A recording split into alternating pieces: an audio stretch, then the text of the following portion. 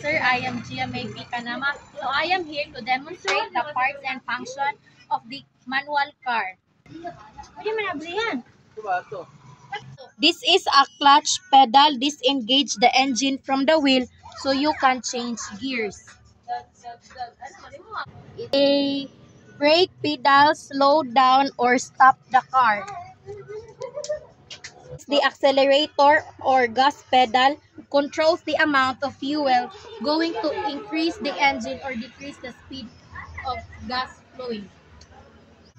This is a gear stick where the primera, segunda, tercera, cuarta, and reverse. This is the handbrake. Keeps the car from rolling where used to car park. This is a steering wheel. The function of this is to maneuver the car and able to turn left or turn right. This is the dashboard or instrumental panel. First is this is display the speedometer. Second, fuel gauge. Third is tachometer and warning lights and etc. This is the ignition switch. This is where the key inserted, and this is the start button, enable to start the engine. Go. This is the rear view, enable to see the back view. This is the driver seat belt, enable to protect the driver from any collisions. Go. So this is the horn used for honk if you need to overtake another car in your atubang.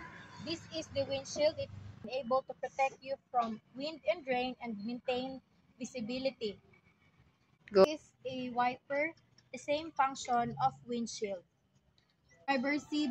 This is the side view or rear view mirror. It helps the driver see behind or beside the car.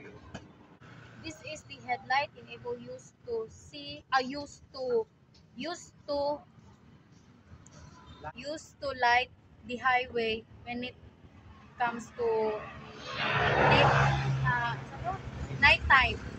This is the signal light used to if you are going to turn left, and the other one here is signal light if you are turning to right side.